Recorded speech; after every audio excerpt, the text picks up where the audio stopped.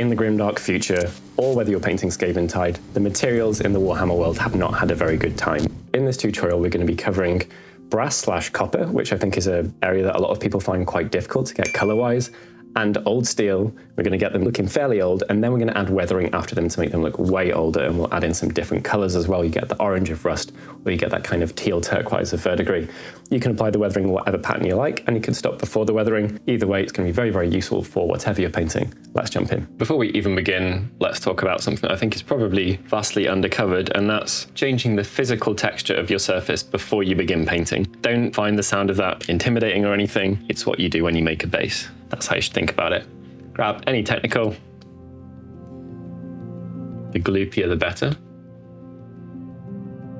And if you want, you can add surface to anywhere. Now, one way to think about this is if I've screwed up by getting plastic glue somewhere that I shouldn't have, I can hide it with this step. So I might choose to do that. So these ones that have almost got fingerprints on them, they're where I'm gonna put it the thickest. The thicker it goes, the bigger the cracks will be.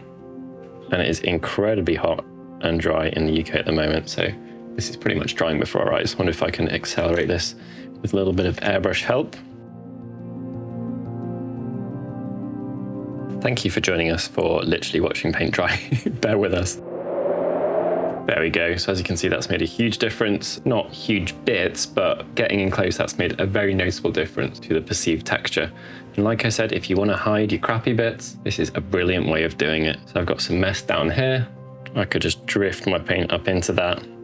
Always got a finger to wipe off the raised areas.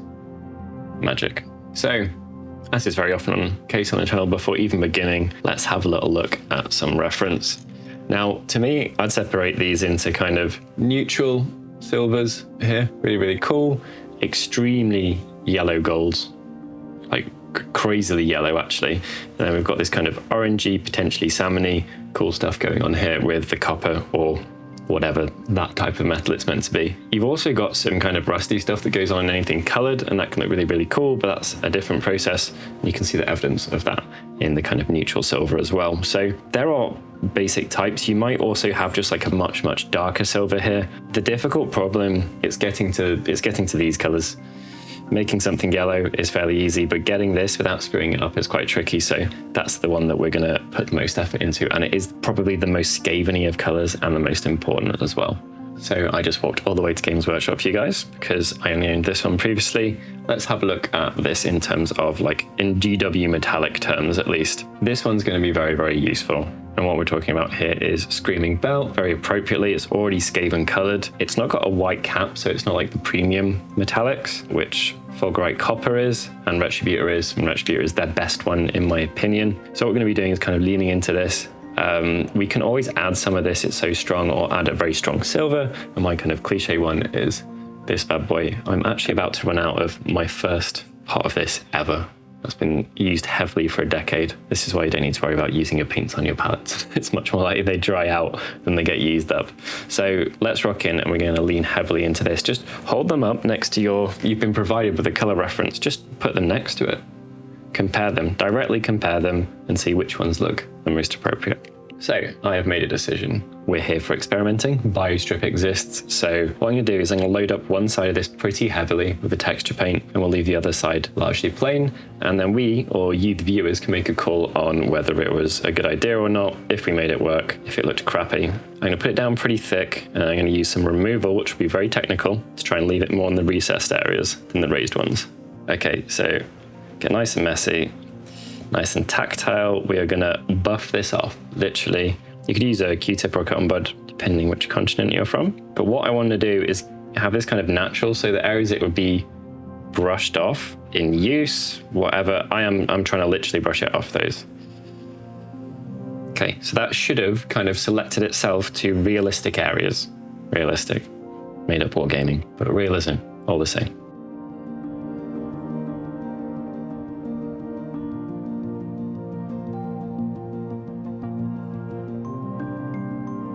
One thing to note, by the way, you can absolutely add your own scrapes on. Obviously, this was a Stormcast shield. Just try and keep trajectories the same, and it'll make a real difference. You can copy GW's stylings here. Any stepped armor or trim or rim, if you can make it from the rim to another area next to it, and draw that line. It'll look a lot more like a slash from battle. Okay, I think we're good. Let's go. I actually want it thicker, so having established where it would realistically be, I'm now going to manually kind of overload a couple of the areas that are particularly sheltered in that section. I'm going to put it down thick as a paste, and then I'll just feather it out with the same brush made wet. Don't want to dilute it, I just want to pop it in the right area and feather it out a little. You can always get the things involved again. This should dry way faster now it's over itself, not plastic, because it's over a porous surface rather than a non-porous one. Now, let's cover something quickly before we begin applying our metallic paint. This is a metallic paint. It is shiny. This is metallic paint. It is also shiny. Some are going to look even more shiny than others. This is a dark star one. They're crazy. They look so shiny. It's almost like too shiny. Any paint that isn't metallic, if you mix it with these or you add it to these, it will make it less shiny. No alteration to that. Even if satin varnish is not making it more shiny, it's just helping enhance what is there. If you use a matte varnish, it will make it look less shiny. You cannot make these look any more shiny by mixing them with other stuff. But what I want you to hold in mind is just that. That is the only kind of core principle we're going to be using. So even if it's semi-transparent, like a washes or a shade, it will be lowering the shininess of your metal. That's often good and useful, but in your final steps, you might need to jump back to your metallics or something like that. And if you're looking at your thing wondering what's gone wrong, why it looks less shiny, it's because you did anything over it or with it, especially contrast, because it's matte, that's going to pull away that shininess and change the finish of it. All right, base coats. Simple rules. Whatever color your metallic is, you need to get a corresponding color to that for the base coat. And what I mean by that is Retributor will go really well over like a warm brown, if I can find a Doom Ball somewhere. Something like this. They're kind of similar colors. One is a shiny version of the other. You can't go as far as yellow, but like a deep color, this will go really well over. So the rules are warm brown for gold, red brown for bronze, and then silver isn't a color. It's kind of desaturated, so you just go over black and that'll make it really shiny. If you're really obsessive, you can go over a satin base or a gloss base, like gloss black will make silver look the shiniest possible. Base coat time. So given that I've said mixing metallics with any non-metallic will make it less shiny, why would I mix one with one for my starting steps? One is for coverage and the other one is because I'm going to want to come up to the most shiniest on my highlights. So in this example, I'm just going to take my silver and I'm going to mix it with a bit of black or a bit of brown. I want quite a dark one. We could choose dryad bark or rhinox hide, or we could use a black. This silver is incredibly strong. I never shut up about it on the channel. It's the only one I use. I love it. Does that all the time though, which I hate. Awful. So we have kind of flavored that silver a little bit, but we've used a strong silver and we've used a strong brown. It's a base paint. So we should get pretty decent coverage pretty easily. I could probably have more brown in than that. The silver's so strong. It's really easy to go wrong when one of your paints is incredibly strong. You could stipple this, you could airbrush it, whatever you like. Obviously, using a decent quality but older brush is my preference for pretty much all base coating, whatever type it is. Over black especially, you're gonna get pretty much one coat coverage. All right, semi-shiny lump. What do we do to start making this look older? First step is I'm going to take some of the same brown. It doesn't have to be the same, but I don't see why you'd change. And a little black. I'm just going to make a very lazy wash. Test it for strength somewhere first. Thumb is always close at hand. And I'm going to put this on a model holder. Better. All right. So I'm going to let gravity help me here because I want it to pull against the steps. I'm going to pull it towards every single detail. Series D. Plus, medium plus is one of my favorite sizes for this. Very simple here. We're just going to repeat a similar version to this. 1 drop of water, back of the brush. You know the drill by now. If you're new to this, this is going to keep our dry brushing looking nice and smooth. We don't want to make it really wet, but we don't want our dry brush to be dry. Same reason we're not touching a paper towel. Carefully take some paint. We're not looking to oversaturate the brush. Test somewhere, and then I'm just going to hit this all over. This is all the raised areas. It's very dry in the UK at the moment. I probably should have used a little bit more water. Should be fine. Now you can see the quality starting to build. So we've got very coherent colors here because our base coat is still, that brown is still in with our silver and the black's not a color. So just building it up. And what I'd recommend here is just keep going. You don't need to add a brighter color, just keep going with what you've got. And if you want it more like on these peaked areas here or something, just keep buffing, do circles if you don't want to pick a direction, and it'll just pick everything that sticks out. Don't worry about the rusty bits, we can catch them later. Okay, you could literally stop there. This looks fantastic. This is the benefit of dry brushing. It's going to pick out all the raised areas, and GW have sculpted some gorgeous kind of peaks and troughs on this, as well as the edges and the rivets, all wonderful. We're going to go a step further though. Now, taking great care, I've still got some of the previous color in the brush, so it's going to be a little bit browny, but I've gone for pure silver. Let's definitely test this elsewhere first. We're good. Okay, so with the final metallic step done, you could absolutely stop there, looks brilliant. What I want you to hold in mind here is anything you do that is not metallic is going to kind of make it less shiny. So if you're doing like a careful version of the wash that we did with the black, you need to be really, really sparing with it. Thin it down a lot. Probably use a slightly pointier brush than this. We'll get away with it once. And really keep it to the areas where you want it, because that is going to lower the shine in those areas. Of course, that'd be realistic in that recess, but it wouldn't on a raised area. If you're trying to keep it to a trough or a pitted area, be careful and selective. You can do it with a wash. They're made to be transparent, so they're kind of helpful. And that is a really good way to filter it. But again, it is going to make it less shiny. As long as you don't build up too much texture, you can just repeat that dry brushing step, especially with a good quality metallic. This is quite a smooth paint. So you can do backwards and forwards, just hold in mind it will get less shiny for the other stuff you add. Even if it's a cool color or whatever, you might make your metallic look less metallic. Dotting the rivets, very rarely is it a bad idea if you can be bothered. So I'm going to show a few steps in order. You can miss out any of these and just go straight towards one that's towards the end. If you're looking for a quicker job, there's not a huge negative, but I quite like what we're going to achieve with going from like a dark color to a light rust. I think it raises the contrast on a piece, so we're going to do that. Step down to a size 0 with far too much paint on it.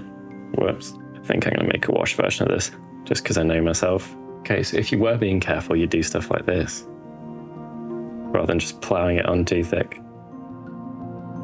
I'll get some Nuln Oil, help ourselves out a bit. Right, tinting.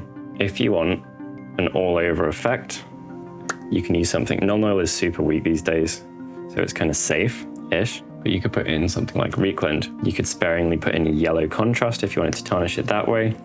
Up to you. Not sure if you can tell, but there's that tiny warmth to it from the Reekland in there. It's done a little bit of work. What I'm going to do is I'm just going to use this one on the lower sections, which will make them less shiny. I'll make the top seem more shiny in comparison. And then we're going to run it into the recesses around the details. Don't worry about it too much, especially if you've got a wash in there. It's kind of it'll blend itself a little. And we can always put the metallics back, like we said. Up to you, back forwards, whatever you like. Looking good though. You can absolutely blast this through an airbrush. If you're looking for a fast way to kind of age metallics, it's really, really good through an airbrush. Without it though, just glaze it. Especially after the first step, once you're not going on to naked metals, they'll evaporate pretty fast. And you just repeat, and you'd be surprised how quick it'll build stuff up. Keep it thin though. Don't plow it on too heavily. We are looking really ancient now. Quickly re-establish those final highlights though. If you're wondering what the full-on TM, GW, at least Rust order is, in my opinion, it's this: Rhinox, Doombull, Troll Slayer, Fire Dragon, Bright, but you can miss out any of those like I touched on. I'm just going to go straight from Doombull. I'm going to mix it in with Nuln Oil to make it a little bit darker. And what I'm going to be doing is just dropping this anywhere where I think rust would accumulate. Let the contours of the model help us out with this, of course.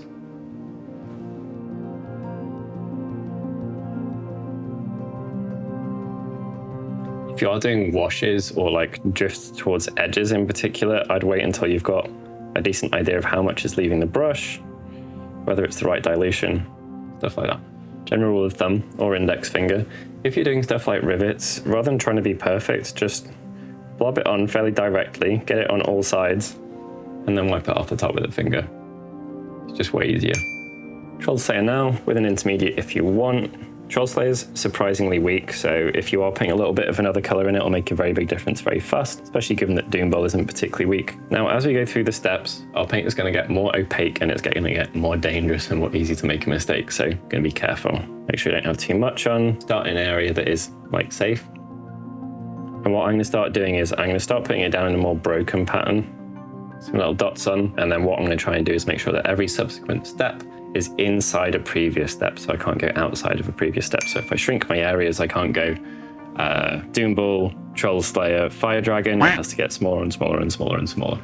Make sure that you allow your paint to be wet enough to do the rivets and stuff easier. If it's too dry, you'll just end up coloring in a general area. Then you want to be able to dot. Don't want to do like the dabby dab dab placing. Definitely a technical term. You can just water it down and kind of spooge it down a little bit more. Just end your strokes where you want the most. Same as always. You can apply it to just like the top bits of rivets or something, up to you. Wonder if you guys noticed that I completely missed this spike. Whoops. Quickly go back and, oh no, we can't. Screw it. That's it's a shiny spike.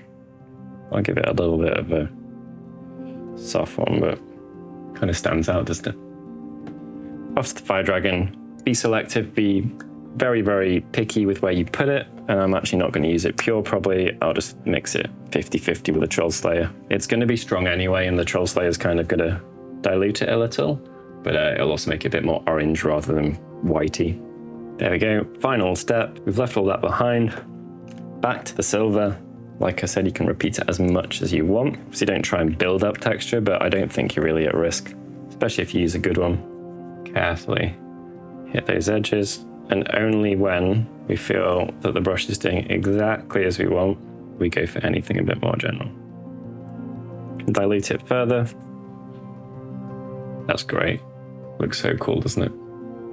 If you wish, you could do some manual highlights. Scrapes are probably the place where you do this. I would make this decision in a considered manner. Like if you think you can do them thin enough to not screw things up, go for it, but I wouldn't risk something that you think is absolutely fine and solid already. Up to you. Depends how much you feel like you've got your eye in.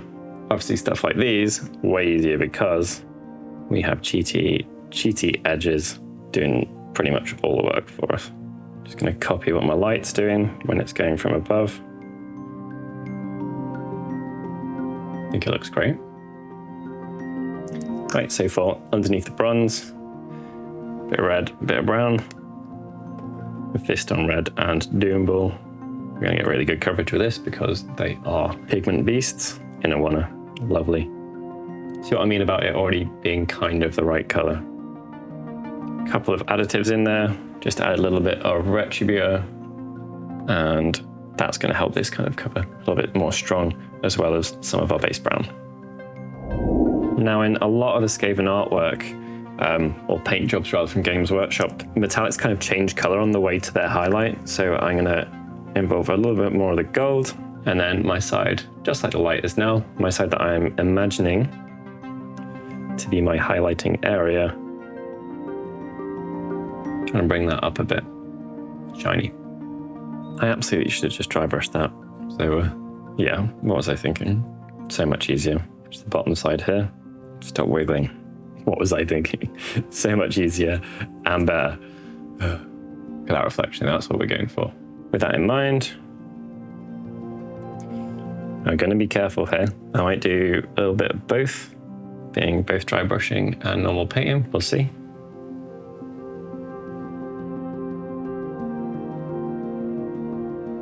Very cool. Washes to go. What a lovely transition. Thank you, GW. Wonder what paints they used. Right, we're going to attempt to match our shades with our intended metallic colors. I think Reekland is a really good idea. I can literally test it on my palette because I got the previous colors. I could go a bit more red, and I bought myself a new shade for this. Quite soft, it's helpful. Not as soft as Reekland. Right, take care, pop it somewhere that we can hide. I think we're good. Now it's going to put that color back and it's going to take the shine away, just like we've said, on repeat. I'm going to say it until you're really sick of me saying it, and then it will have gone in. The moment you really hate the phrase, you know it's there forever. Do that as many times as you like. It'd also just be thick and heavy-handed, and then mop it up off the areas you don't want it. That's absolutely fine too. Step that you might find scary, we're going to use really thin Reekland, like really, really thin Reekland. The tad of our reds in it, Berserker Bloodshade, new one for me. And we're going to glaze the entire thing, pushing towards the recesses, whatever they may be, just to make sure that our end strokes are somewhere where we're okay with it being the darkest. looks great. Such a cool color. Highlight time, bit of silver. I'm going to mix it with some gold.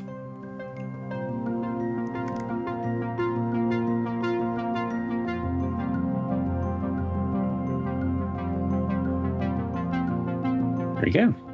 Pretty cool, right? Jaw-dropping metallics. Final options that you could consider if you want to spend more time on them, although this one wasn't particularly fast because of all the orange depths, is you could mix a little bit of fluorescent orange in with Fire Dragon Bright or something like that, or use an ultra matte paint, something along those lines.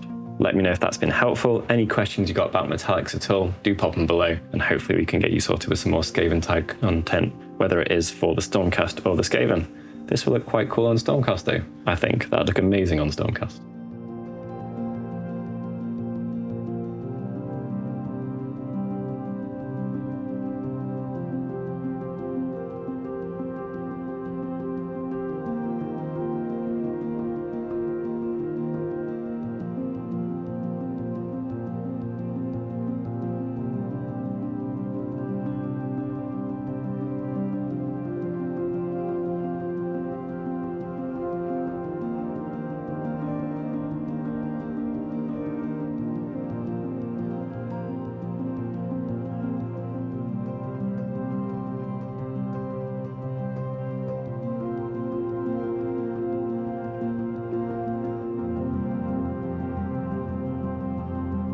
And we are done. So that's it. You can put as much or as little weathering as you want. Don't forget to check out some references like rusty old metals or weaponry or something like that. And if you're looking for an ideal follow-up, why don't you check out this video on gold trim, looking pretty shiny, but not necessarily rusted, but very, very well used. And we've also got the exact opposite, very, very shiny gold for Stormcast Eternals, perfect for their classic scheme.